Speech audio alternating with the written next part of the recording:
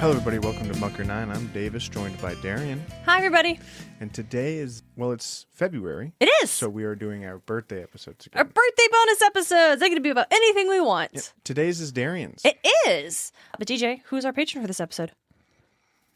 Just kidding, you don't know. It's Sir Terry Pratchett! Nice. Because in this episode, I'm going to share with you all which Discworld book you should read based on your godly parent. Oh, wonderful. DJ, Yeah. do you know anything about the Discworld books? I guess there's a floating turtle with the world on it. There is. That's the Great Arturin. Wonderful. He is the world turtle, the entirety of the Discworld. It is called that because it is flat like a disc. Yep. The world is propped up by 4 giant elephants that then stand on the back of the Great Arturin as the turtle, swims through space. Great. Wonderful. Yeah. I know nothing about these. No, it's okay. I've heard bits and pieces, but I cannot recall any of them. And you're like, In my 25 years of life, I've heard Discworld be mentioned yes. here and there. But It is one of those things that you're like, I know that exists. Don't ask me anything about it, though. That was me. I also am like, I know that's a thing. That's like an old fantasy thing. But I don't know anything about it. It changed only very recently. I last May started listening to some of the Discworld books that were available through the Boise Public Library system through Libby. And then in the wintertime... Are they not like an in-order series? Are these just something you can pick up any book you can? Well, okay. There are 41 books in the Discworld series. Yeah. The author, Terry Pratchett, wrote them between the mid to late 80s. I don't remember when the first one came out. Actually, let me find that out. So the first one is The Color of Magic. And that came out in 1983. And the Discworld books continued to come out until the last one was published in 2015, which was actually after Pratchett passed away. He had been working on The Shepherd's Crown, and it was finished based on his notes left by his daughter. Finished by his daughter and editor based on the notes he left behind, but it was the only thing ever published posthumously. There's been like a cookbook, I think, that came out, and then a witch's guide kind of book that came out fairly recently. He's dead. Let's do it. No, that's actually the complete opposite, actually. Is that actually after he died, Terry Pratchett had set up in his will that they steamroll his goddamn hard drive. He didn't want anyone doing any Discworld stuff past the book he'd been actively working on after his death. So it makes certain claims about notes for a sequel book that never existed for a certain series about an angel and a demon seem highly suspect. Yeah. But we move past that because that's not what this episode is Hate about. to see it.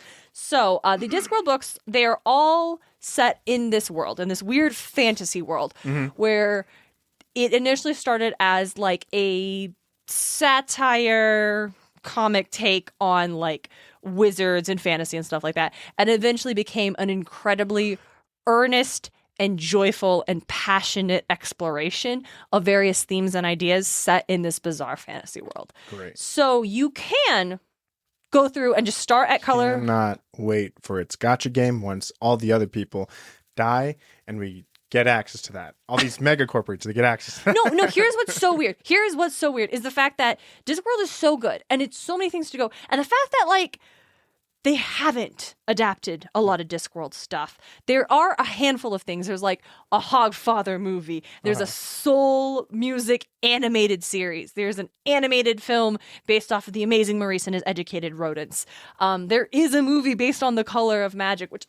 Do not start with The Color of Magic. By the way, as my buddy Dalton, who's the one that finally got me on the Discworld train, was like, don't start with this one. And I didn't. And also when I finally read it, was like, oh yeah, he's right. This one is rough. Do you want to know what the fucking Color of Magic is? No, what's up? It's Octarine, and they say it every other goddamn page. I don't know what Octarine is. It's a made-up color that is the color of magic. It's Octarine. And but that's the thing. It's it's supposed to be funny. That's why they mention it all the time. It's not fucking funny. It's just annoying, and I don't like this book. Maybe it was funny in the 80s. I don't know. Maybe it was a real chop buster. Chop buster to tell me the color of magic's Octarine again, Terry, please. But even the characters introduced in A Color of Magic eventually become fully realized creations that I love with my entire heart. Nice. I love the Discworld books so very much. I'm so grateful to my friend and also supporter of the show, Dalton, for finally getting me to read them. So DJ, to answer your earlier question, is this a series or what's the deal? The 41 books, their one continuing piece is that they all take place within this world. So you don't go in and be like, well, why are these rats talking? Why is this happening? Why is this happening? It's explained because the world exists on the back of a turtle flying through space. And that helps a lot with just like, don't worry about it. You're not going to get a bunch of crazy history. In fact, time has been broken and rewritten a bunch, which is why the timeline doesn't make sense. Don't worry about it. We're not Tolkien here. That's not what this series is. But you can also go in, and there are books that are like kind of completely standalone, and they're not connected to anything else in the series, and you don't see like the primary characters at any other time. But there are like several sub-series within the Discworld books that you could follow if you... That's actually how I navigated the books initially, is that like, okay, I will do... Because I read actually all of the Tiffany Aching books first, and this is a kind of young reader. She's like a young witch. Because the Libby had all of them. So I did all of those first. And then my buddy Dalton's like, you would really like Guards. And he was fucking right. It's my favorite one. You'd think my favorite series would be the one that follows the witches. And that one's very good. Don't get me wrong. They're great. You'd think maybe, it's the one that follows Death and his granddaughter. And those are very good. Don't get me wrong. Well, maybe it's the silly wizard school ones. And those are very good. Don't get me wrong. But my favorite is the Watch series about the like city guard of Ankh-Morpork, which is the... Sounds like a fun, small little slice of life of a city guard. Well, yes, almost yes, except the slice of life stakes are incredibly high, and sometimes literally the fate of world peace hangs in the balance. And The Melancholy of Haruhi is a slice of life where the main character, main character of her world, she is a god that they have to keep happy or else this world gets destroyed. Not exactly like that. It's just like Commander Sam Vimes, commander of the city. Well, yeah, he is in charge of the City Watch, and it's just he has to navigate just the minutia of this weird fantasy city that is like utterly mundane, except that it's fantastical, and except that there are trolls and dwarfs and werewolves and vampires and zombies. Yeah. It's a kind of, I mean, I haven't read it. What We Do in the Shadows, right? Like, it's like, it's just this. Yeah. This is just these vampires are just existing in this world, and they're fucking losers, dude. These are lame asses. Are you kidding me? Kind of, yeah. It is like the very first problem of like Guards is specifically, hey, what the fuck? There's a dragon.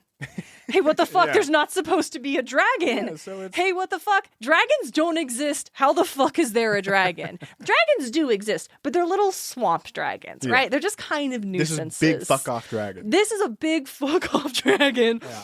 And this poor captain who's an alcoholic is like, fuck, I've got to deal with this problem. And also, our new hire may actually be the rightful king of this magical town. We'll cross that bridge when we get to it. But we will never cross that bridge because Commander Carrot, or Captain Carrot, knows he is better at serving the people as a watch. He just wants to be a watchman. That's what he's good at, and he's amazing. They're all my favorites. Great. But are these my favorite character? Is it Captain Vimes? Commander Vimes? I love him, but no. Is it Lieutenant Angua, the werewolf? You'd think so, but no. Is it Granny Weatherwax, the leader that the witches definitely don't have? I love her, but no. My favorite character in the Discworld books is Otto. He's a vampire photographer. He works for the newspaper. Yeah, they're sounds great. So, I realized this was a bad idea because I just want to tell you. Listen, I'm going to be upfront. This is me just using our podcast to try to get more people to read the Discworld books. Yeah, fair 41 enough. Sounds very intimidating. Just start with one series. Just start with one. Yeah. And if you like it and you want to keep following those characters, read more. And if you like the world, go more. And if you don't. I'm not saying you need to watch 1,000 episodes of One Piece, all right? I am. You should. And you should. Skip the fillers. Apparently there's this... what is it called? There's this like group of people who really do just like cut out a bunch of the fat that happens. One pace. Oh, that's very good. Yeah. So it cut out a bunch of like the fat, like fillers, and like these more recent episodes, they've been dragging shit on because they've been like caught up almost essentially. They're like 50 that is or the 60 danger. chapters behind. So they've like every episode's taking like only 2 chapters. Ooh. And it's like really just stretching some of those out. So apparently it's pretty good. I haven't watched it. I read it. I'm fucking caught so up you're on that. good. I'm on 1,200 chapters in, but No, yeah. Damn. Apparently One Piece is pretty good. That's a good way to get into it. But so this is really what I'm doing here is that, like I said, like it is bizarre that there has been so little adaptation of the Discworld books. Now, I'm saying all that. They did recently do an adaptation of the City Watch for BBC. It was just called Watch.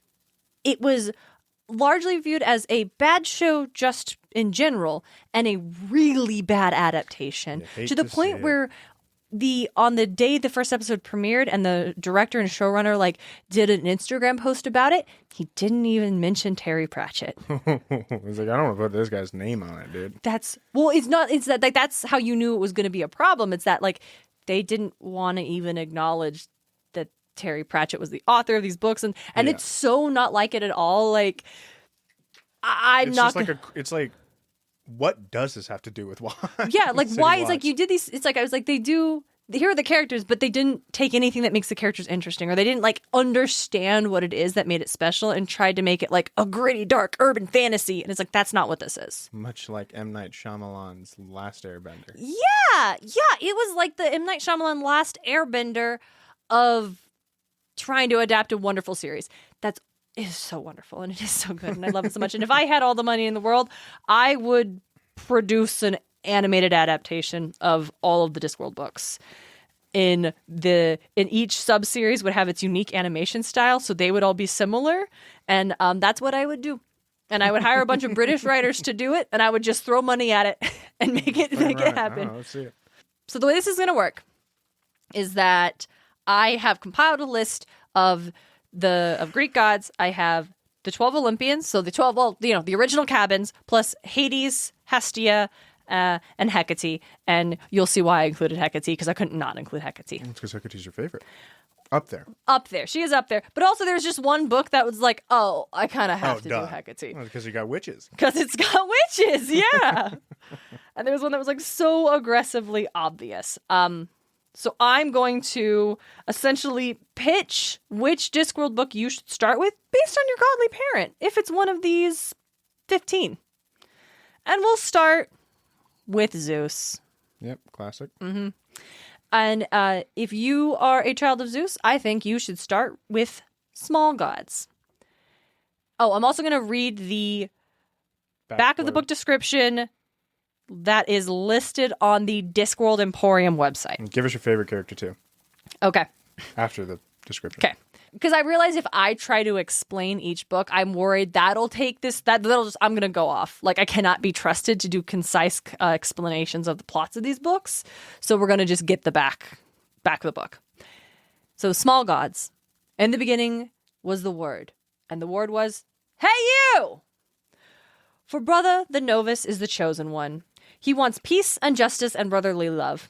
He also wants the Inquisition to stop torturing him now, please. So that back to the book misses a super important description in that this book is about a very powerful god who was turned into a turtle because while everyone follows this god's religion, no one actually believes in him anymore. Sad. And so, but he's awful. He's a shitty god and he's a shitty dude. Yeah, maybe then good. I don't know. And that's actually why I picked Zeus, because I think the book is about a big man who gets cut down to size. Mm-hmm. But more importantly, it is about a leader's responsibility to those who follow them. Yeah. Whatever that role in leadership happens to form.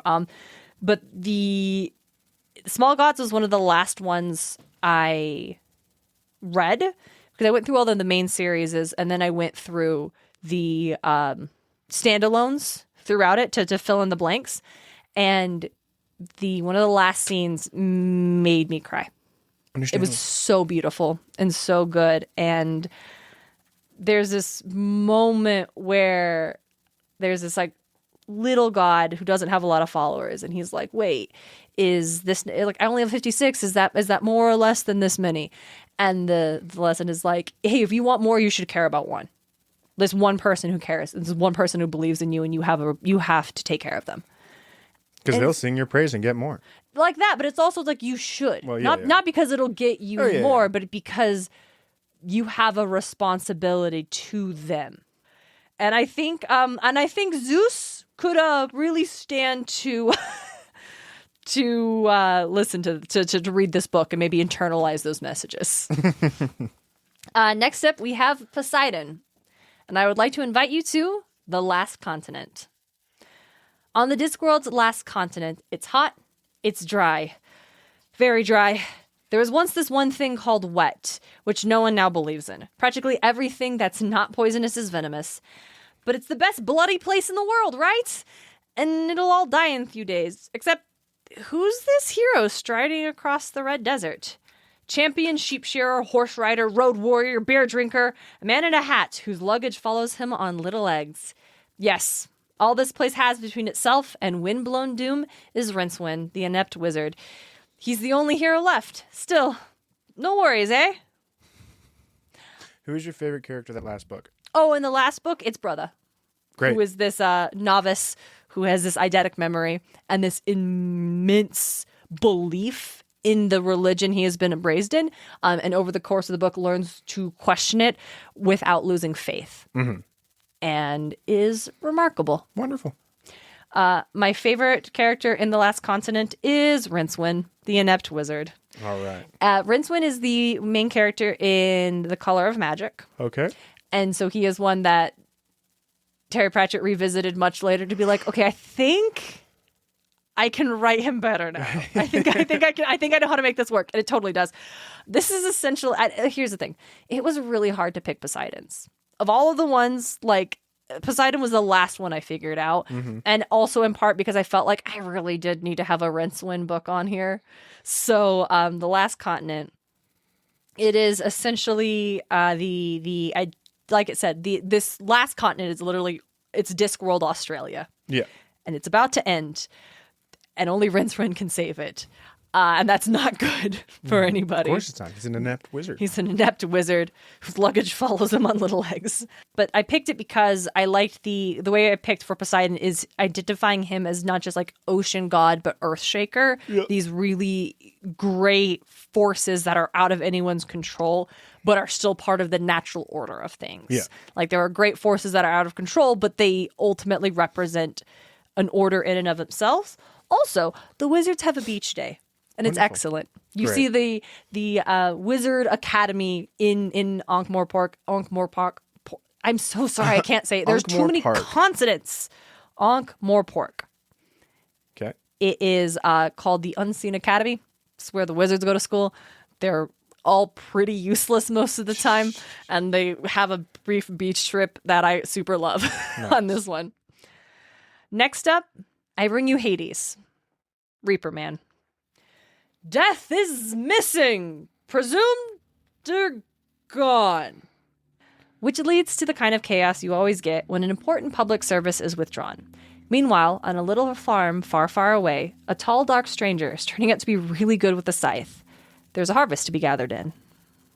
All right, so I said it weird and loud in the first part because it's in all caps, because Death's dialogue is always in all caps. It is to distinguish Death from the rest. So Death is a character in the Grim Reaper. Death. Yeah. He's a character in the Discworld books. He is in every Discworld book. I think except for one of them, he doesn't make an appearance. And that's like a weird outlier. But it's either him or sometimes it's the Grim Squeaker, who is the death of rats. He's a little rat. Death's thing is kind of getting caught up in being interested in the nuances of humanity and kind of falling off of like what his job is supposed to be and things getting wacky after that. Mm-hmm. But Reaper Man is specifically interesting, and I paired it with Hades not just because, Death, obvious. But I think this one is particularly examining the idea of carrying a necessary but heavy, thankless burden, and also learning how to define yourself outside of the expectations and requirements of others. Yeah. And it's another one that is just kind of lovely in what it's trying to do and what it achieves and how it communicates this idea of death. It's also where the Grim Squeaker comes from. The death of Retz makes his appearance here, and it's very great. Next up, my favorite character in this one is Death, which is like, well, actually, my favorite character is this older woman who is like who Death stays with for a while, but I can't remember her name. I can't reference it because I listened to all of these I keep saying I read them. I listened to them on audiobook and I don't own them. I'm trying to find them all in thrift stores. It's a hard thing, but the alternative is for me spending $600 to buy the hardback versions. Yeah, run it. I don't have $600 to buy. I would, though. Actually, you know what? I would probably just want the paperback versions because I like the covers better on the newer paperback versions. The next one, I'm very excited for this one, is Demeter. And for Demeter, you should read The We Free Men. Did you forget Hera has a cabin? Oh, no, Hera's, you're right. No, I have Hera on this list. I did do like Zeus, Poseidon, Hades, and then I just started like listing them. Okay. Hera's on the list, but I didn't do them in the order of the cabins. I did them in the order that I remembered them as I was listing them out. Fair enough. And then I thought I should reorder the list to make it make sense. We don't ever go to the fucking Hera cabin. We never go to the Hera cabin. No one stays in the Hera cabin. No, if this made more sense, the Hera cabin would be where... It's just a temple, dude. It's just a temple. If it was a kinder interpretation of Hera, we would have that be where unclaimed demigods go. I know. It's ridiculous. You're right. I'll do Hera instead. Just like... You can do it in like whatever order you want, but it's just like we started with the big three and then... And I just skipped to Demeter. But you're right. Hera's like way down in the middle, though. So, Hera, lords and ladies. The fairies are back, but this time they don't just want your teeth. It's midsummer night, no time for dreaming, because sometimes when there's more than one reality at play, too much dreaming can make the walls between them come tumbling down. And there's usually a damn good reason for there being walls between them in the first place, to keep things out. Things who want to make mischief and play havoc with the natural order. Granny Weatherwax and her tiny coven are up against real elves. And even in a world of dwarves, wizards, trolls, Morris dancers, and the odd orangutan, this is going to cause real trouble. Lots of hey nani nani and blood all over the place. A Midsummer's Nightmare? Oh! Okay, basically, these are not your sexy smut fairies. And these are not Tinkerbell fairies. These are these scary-ass fairies of lore who are going to steal kids and torture you because they don't understand pain and think it's funny. Yeah. And they're coming through. And the witch, so Granny Weatherwax is a very powerful witch who, as I described her earlier, is the leader the witches totally don't have. But it's her friend Nanny Og, and it's Magrat, who is a younger witch who is engaged to the king and is trying to figure out what it means to be queen. And that's kind of weird. And she has no idea if she even wants to do this, but she does love him, want to marry him. But now the fairies I love are you, coming... but the responsibility to come into love with you is a little scary. Yeah, it's like, and also like, what is it? Like, oh, queens are supposed to be like this, and I can't be a witch if I'm queen, and this, and that plot she has is really interesting. And Granny Weatherwax is always incredible. Mm-hmm. And so I picked this one for Hera because I identified it as it's taking control where you can, and it's also defining queenhood in your own way. And Granny Weatherwax is just great. So wonderful. But yeah, this one's a really witchy one with really cool fairy stuff and a very satisfying ending. They're all satisfying, but this is one of the ones that's like, God, that kicked ass. Yeah. Damn, that kicked ass. Okay, scrolling back up. Demeter, We Free Men. Fairyland, it seems, is far from the fairyland in the bewitching heart. Oh, sorry. It's one of the things like in the hardback version of Terry Pratchett's 30th Discworld novel and the first Tiffany A. King series, The We Free Men. I'm like, okay, that's why it threw me because I'm like, what is this? Why did we start? What's going on here? This is the first time that's not what I wanted. I don't want the thing that describes the book. I want a thing that describes the plot. Yeah. So, Armed with a frying pan, a band of pesky blue pixies, the Nakmakfeegle, Tiffany must do battle with monsters, rescue her brother from the clutches of the Queen of the Elves, and save the chalk. So this is the first, like I said, this is the first Tiffany Aching book. And there's like a series of 5 books, and it's like the young reader series within the Discworld books, because Tiffany herself was pretty young. Well, she's like 8, I think, in the first book. It's literally about her little brother is taken by the fairies, so she's got to go get him back because she's the only one who can. And it's about the Nakmakfeegle, who are these little blue, like pixies, like wingless pixies, kind of, who are wild. And they believe that they have already died and that this world is their rewarded afterlife. It's the labyrinth. Yes, it is the labyrinth. Just solely because sister goes after baby You're brother. right. Baby brother was captured by goblin, fairy, elf, whatever. Yeah, so she goes. And so for Demeter, this one made perfect sense. Like going to rescue a loved one who has been taken from you and protecting what is yours through any means necessary. I really, really love the Tiffany Aching books by and large, even though like the second to last one is actually my least favorite of all of the Discworld ones. It's I Shall Wear Midnight is my least favorite of the Tiffany Aching books, and it's kind of not one of my favorites because I think there's a theme it plays with that it doesn't successfully execute in a way that I think would have been very well. But it's not Unseen Academicals. Yeah. And we will just move past from there. All right. There's also a line I really like in this Tiffany Aching book where when she faces down the Queen of the Elves, she says, "You're just selfish. You don't even love your..." And that's the thing Tiffany's thought about. Like, she's 8, her brother's like 3. She doesn't even really like him. Because he's a 3-year-old and she's an 8-year-old. This is annoying. It's ridiculous. Yeah. And so there's the age gap that we got. Yeah. How did you feel about me when I was 3? Probably didn't like me. You're kind of just there. Yeah. He's like, as the Queen like calls her, like, "You're just selfish. Like, you don't even care about him. You just don't want me to have him." And Tiffany's like, "Yeah, you're right. Fine. I'm selfish. But I'm going to take care of him because he's mine. And I'm going to take care of this place because it's mine, and my home because of it's mine." And that's what it means to be a witch, is that you are selfish and you make everything yours because you protect it. Yeah. And that was really good. And that was an idea that I really internalized and took into my own novel that I'm writing. And this idea of like this particular character I have and trying to figure out what makes them different than other demons. And it's like, I like the idea of like, yeah, I'm selfish. I care for all of these things. They are mine and I will keep them safe. Yeah. So the next one we have is Aphrodite. And for Aphrodite, you should read Moving Pictures. Hollywood is a different sort of pace. People act differently here. Everywhere else, the most important things are gods or money or cattle. Here, the most important thing is to be important. Alchemists have always thought that they can change reality, shape it to their own purpose. Imagine then the damage that could be wrought on the Discworld if they get their hands on the ultimate alchemy, the invention of motion pictures, the greatest making of illusions. It may be a triumph of universe-taking proportions. It's either that or they're about to unlock the dark secrets of Hollywood Hills by mistake. This one is literally about movies being invented in the Discworld and the eldritch horror that is released as a result.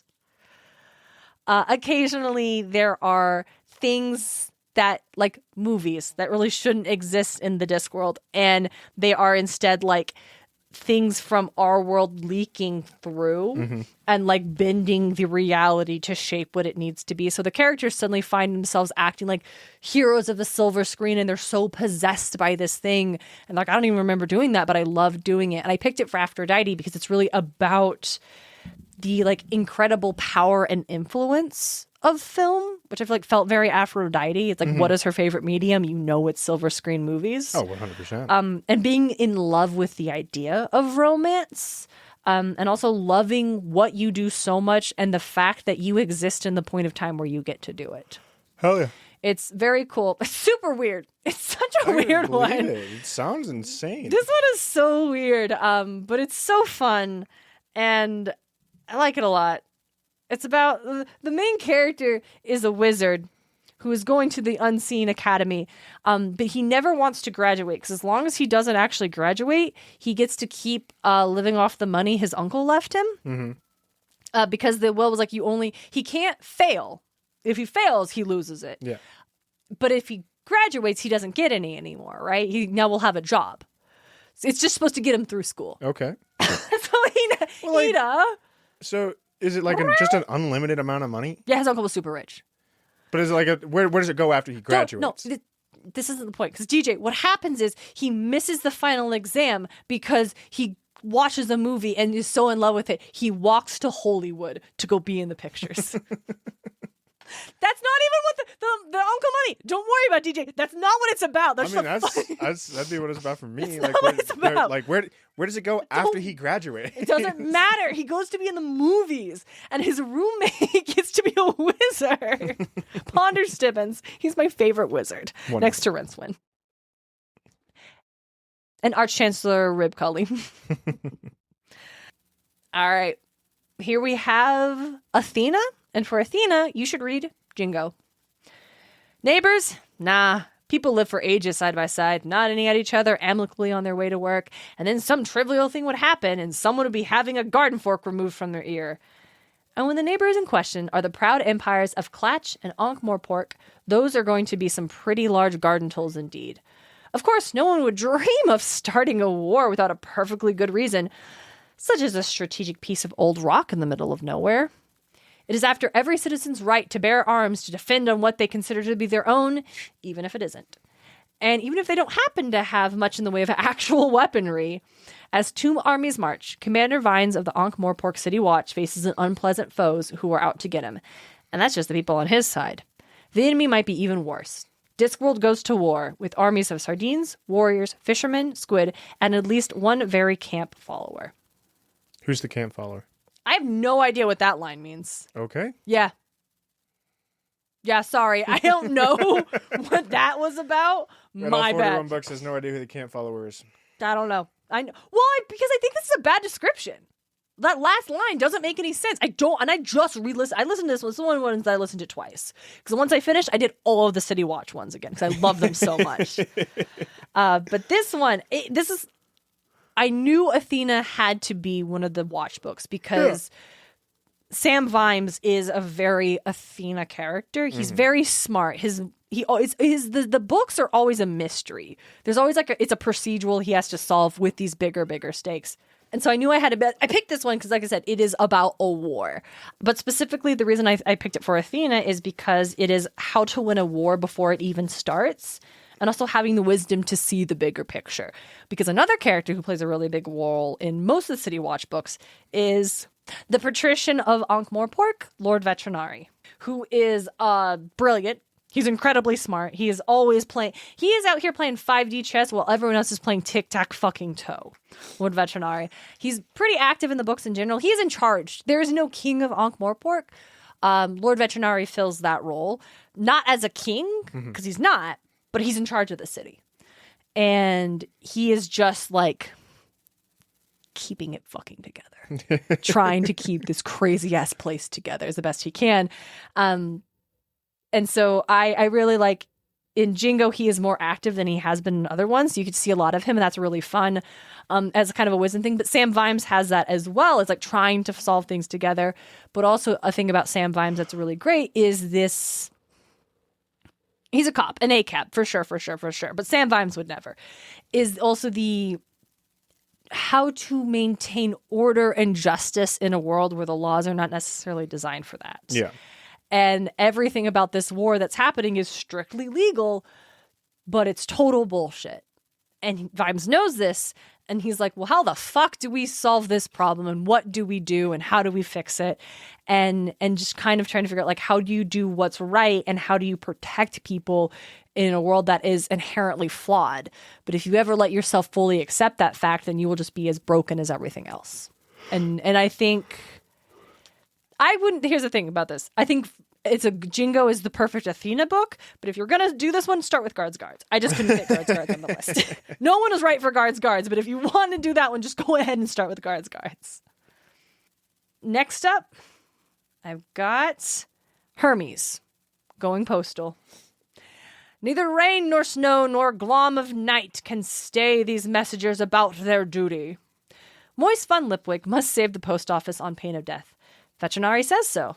Together with Tolliver the Grout and Pin-Crazy Stanley, this motley crew must beat the clacks to save the post from the Grand Trunk Company and its rotten Reacher guilt.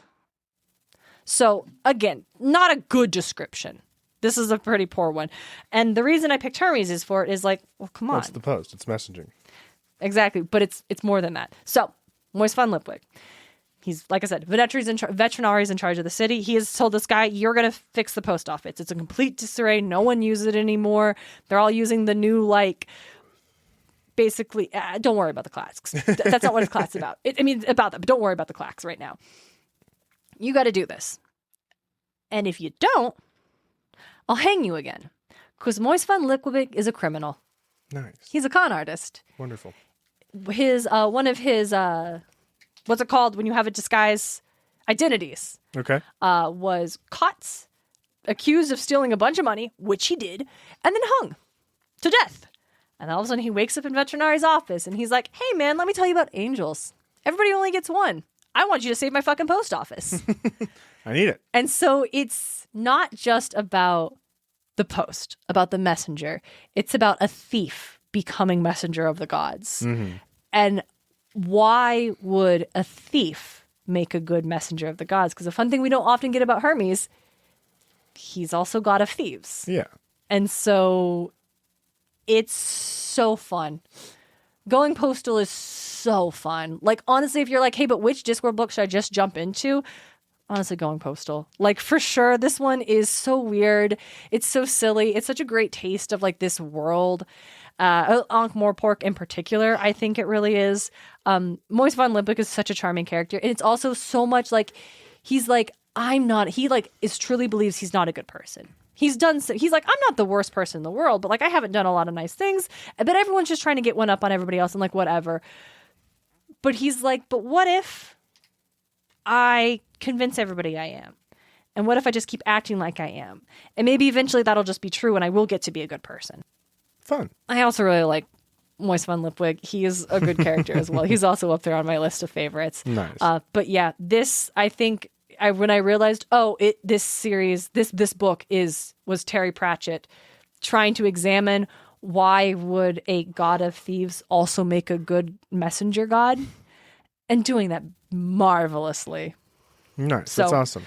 Yes, was this list entirely based around the fact that Hermes was obvious and everyone else I had to work for?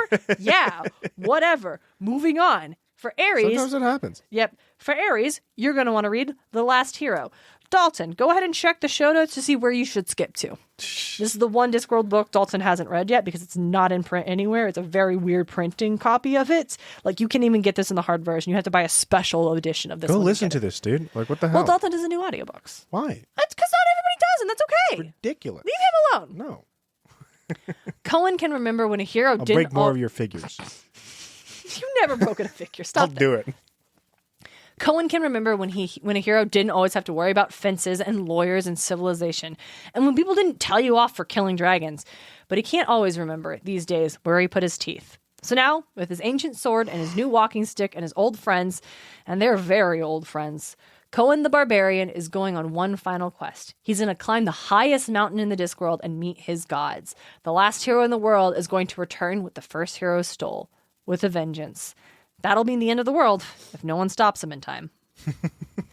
So Conan the Barbarian is a Conan the Barbarian dunk, who eventually became a full-fledged character, much like Rincewind, because he was also in Color of Magic. Yeah.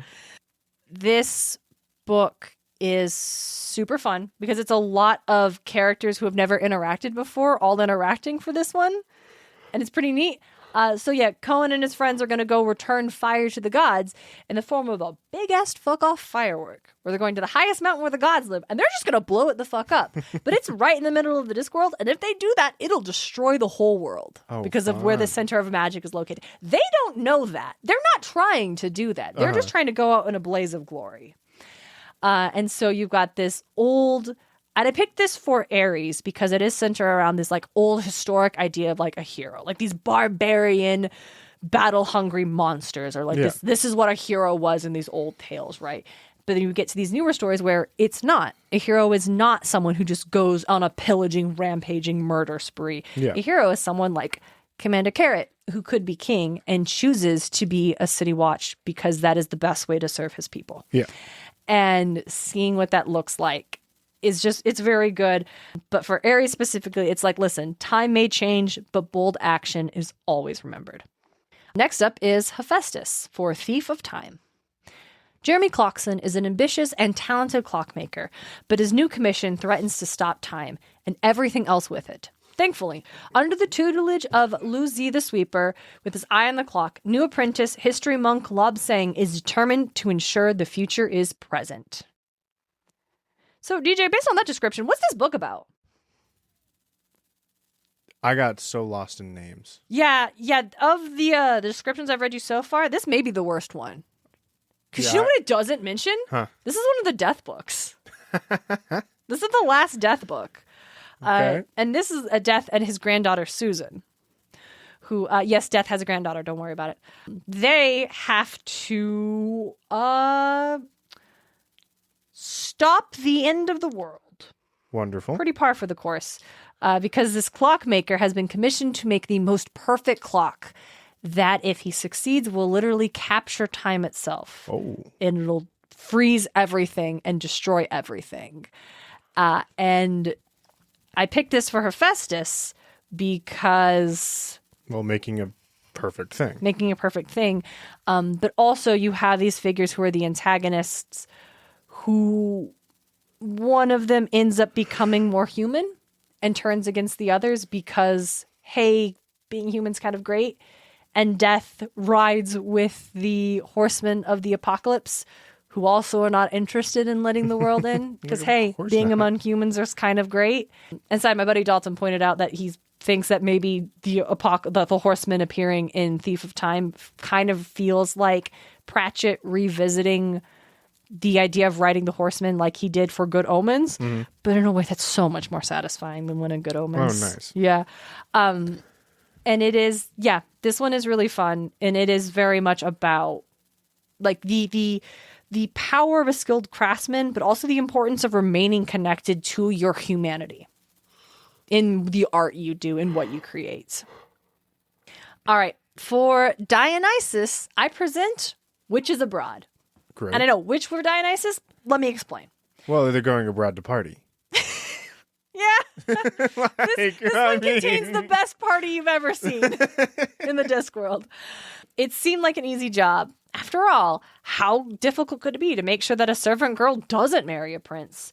But for the witches Granny Weatherwax, Nanny Arg, and Margaret Garlic, traveling to the distant city of Genua, things are never that simple. Servant girls have to marry a prince. That's what life is all about. You can't fight against happily ever after. At least, up until now. This one is about stories and the power of a story and what we expect when we hear a story. One of the witches has been assigned to be a fairy godmother. Okay. She's like, what the fuck? Okay. But of course, Granny Weatherwax and Nanny Og are like, I don't know. We should probably go help you because we're nosy. We're nosy old biddies.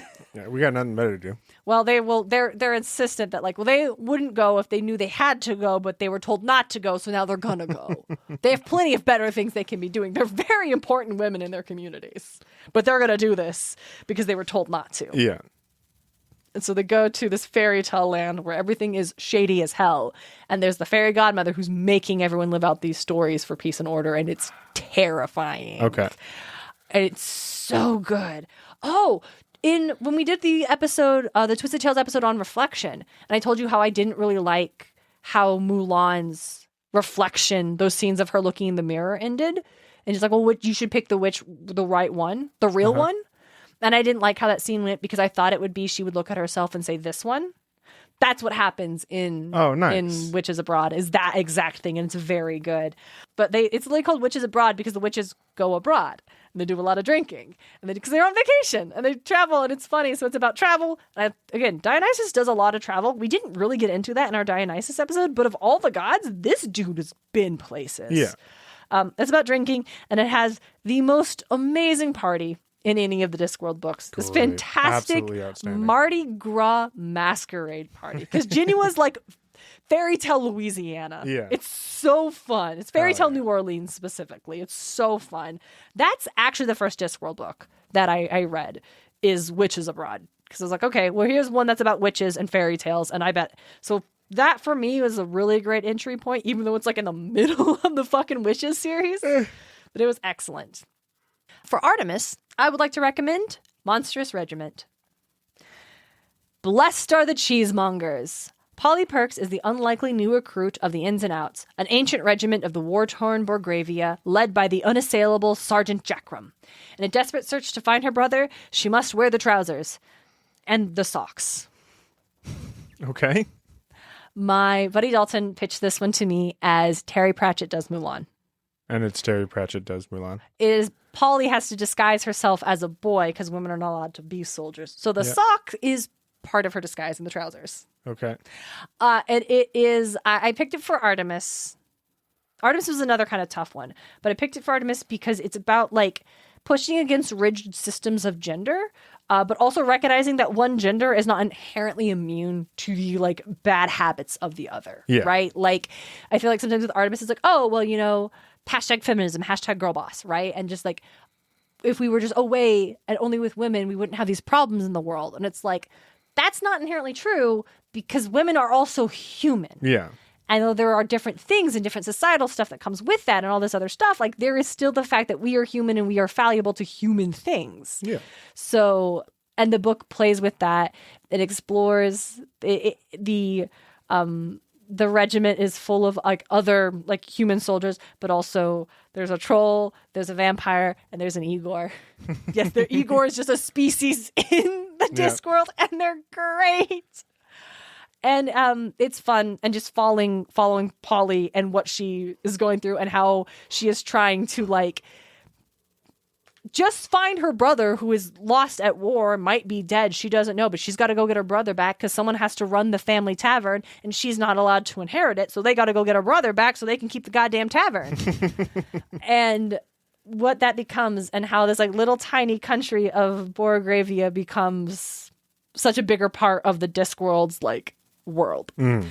And Sam Vimes is in it and Lieutenant Angua is in it. Wonderful. And Otto the Vampire is in it. And it's really great.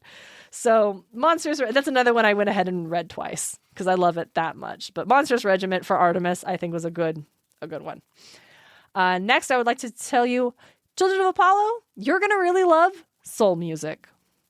Other children get given xylophones. Susan just had to ask her grandfather to take his vest off. Yes, there's a death in the family. It's hard to grow up normally when grandfather rides a white horse and wields a scythe. Especially when you have to take over the family business and everyone mistakes you for the Tooth Fairy. And especially when you have to face a new and addictive music that has entered Discworld. It's lawless. It changes people. It's called music with rocks in it. It's got a beat and you can dance to it, but it's alive and it won't fade away. Nice. This is the first. So there were several death books. The first one is... Yeah, okay. The second one is Reaper Man, which is very good. The third one is definitely Pratchett trying to redo the first one and doing a much better job at it. Okay. And the not in a redo in a bad way, but like, so we have Susan, who is Death's granddaughter. Don't worry about it. And she suddenly has to take over Death's job because he goes off and decides, I'm going to focus on something. Oh, he's depressed. Death's daughter passed away. He's in a midlife crisis. He's going through a depression cycle because his daughter died.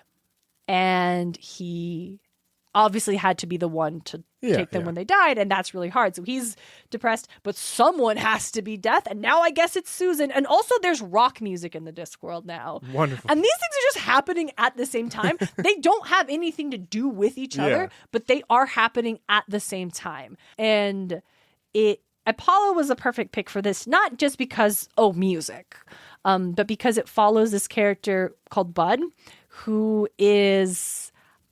he is already a musician before he becomes so taken with music with rocks in it, right? This rock music, this being this rock star, which he doesn't really want to do. He just wants to play music, and where it is like music a bit like the destiny and the fact that this isn't like much like movies. This like the rock music has leaked into the Discworld and is like manipulating the way things are meant to be to get things the way it is in our world in this particular outlet. And so it is like Susan pushing against that, trying to save this young man from like what is deemed to be his destiny. What does it mean to like deal with loss and grief and love and art? And I felt that was very Apollo. Nice. That's wonderful. Yeah.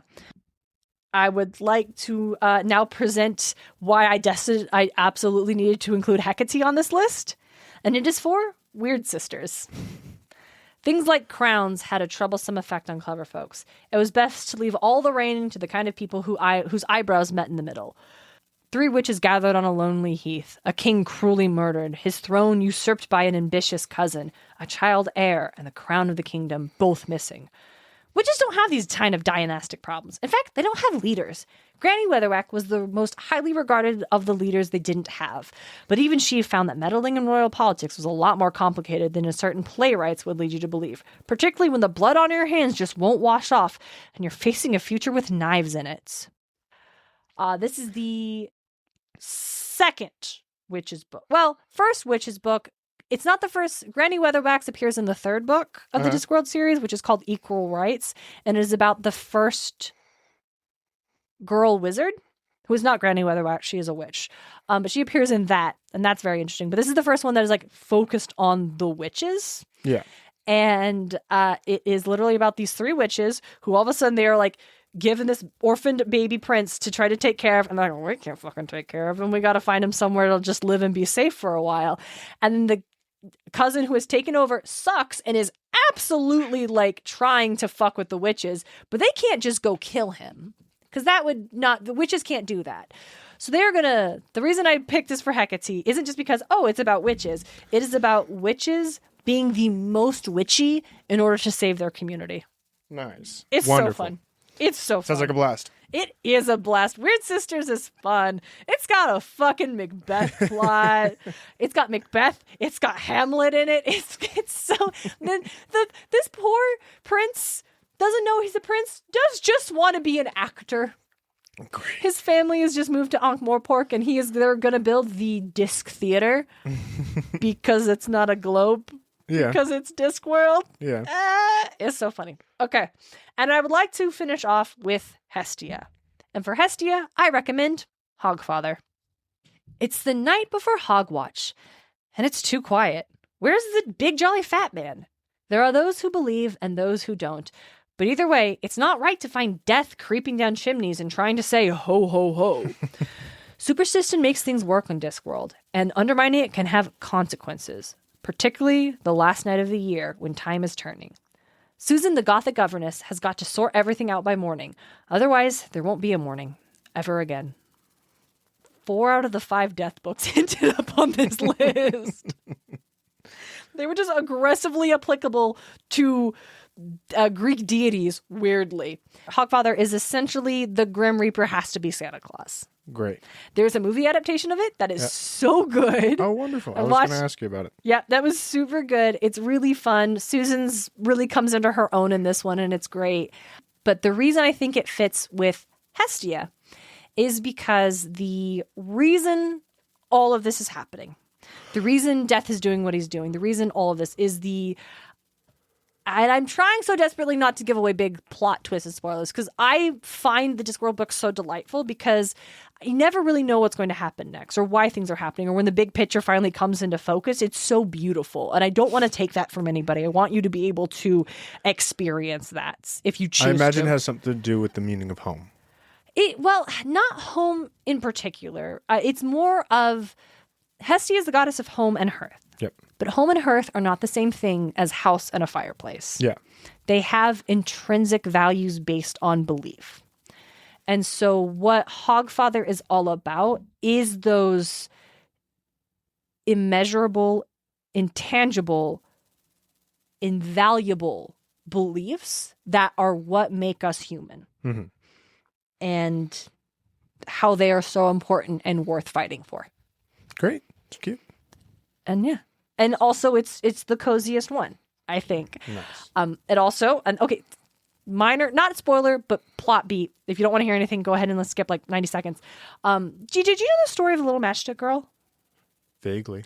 Little Matchstick Girl. It's a fucking Christmas story. It appears in childhood nursery rhymes. But it's about this little girl, and she's an orphan, and she has to sell matches, and it's Christmas Eve, and she's literally freezing to death, and she's so cold, and no one will buy her matches, and everyone's ignoring her, so she lights a match to stay warm, and she can see a little figure in the light, and it fades away. So then she lights another one, she sees it, she starts to recognize the figure, and then they fade away. So then she lights all of them. And so she looked in and she can see her mother reaching out to her, and they embrace, and they're never separated again.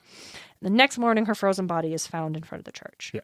So that's the story of the little matchstick girl. Wonderful. It's fucking brutal. It's cute. It's a bummer. So in this particular, Death is Santa Claus finds the little matchstick girl and is like, nah, man, we're going to save her. And it's like, no. This is what Christmas is about. It's the Hogs Watch's little matchstick girls dying on Hogs Watch Eve. That's what happens. And Death says, fuck that. No, nice. Not today. I'm the Hog Father. And I say, no, fuck you. And that was very healing. As someone who was traumatized by the story of the little matchstick girl when she was a little girl, this was very healing. But yeah, Hogfather is the coziest one, and Hestia is the coziest goddess about the most important intangible things. And that's end of the 15 Discworld books I think you should start with. What's your favorite? Of that list? No, just of all of them. Oh, Thud. It didn't even make it on the list. Hate to see it. No, Thank you guys so much for joining us. No. Okay, Thud didn't make it on the list because it is second to last of the City Watch books, and it just didn't. It didn't fit any of the gods. Yeah, I almost kind of put it for Athena, but I realized that was just because I liked it so much I wanted to put it on the list, not necessarily because it fits. That's why Jingo got on there. Yeah. But that's also why Guards isn't anywhere on there, even though I really like Guards. It didn't have anywhere to fit. Yeah. So yeah, Thud is my favorite one. It's really, nice. I can't even explain.